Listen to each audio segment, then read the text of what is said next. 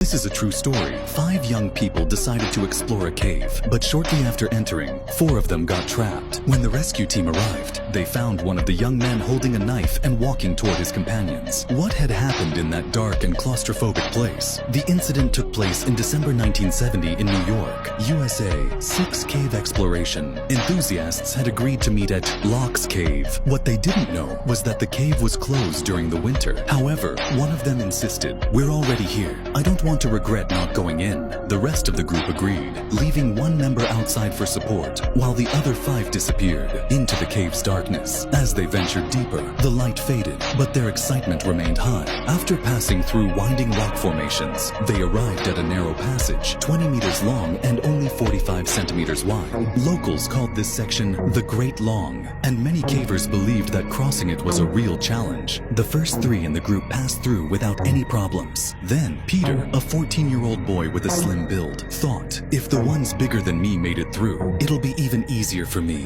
Without hesitation, he moved forward. However, the cave's tight and chaotic environment soon overwhelmed him. His excitement turned into panic. He forgot the golden rule of cave exploration: always carefully observe the path ahead. His only thought was to get through that terrifying passage as quickly as possible. Just as he was about to reach his companions, his leg suddenly got stuck in a crevice between the rocks. He tried to wriggle free, but there was no space in any direction. Worse, the more he struggled, the more his leg seemed to be swallowed by the rock, as if it were being bitten. With a trembling voice, he called for help. His friends realized what had happened and entered the passage to pull him out, but they were unsuccessful. Worse still, every attempt caused Peter excruciating pain. As time passed, Peter grew weaker. The temperature inside the cave kept dropping, and everyone was shivering. If they didn't get out soon, they could all suffer from hypothermia. At this point, one of the companions behind Peter decided to leave alone to seek help. Meanwhile, the 3 teammates trapped ahead were growing hungrier and colder. One of them suggested cutting off Peter's leg to free him, but the others refused, as they had no way to stop the bleeding. An hour later, the companion returned with a rescue team. The rescuers tried to pull Peter out from behind, but the narrow passage and the angle made it impossible.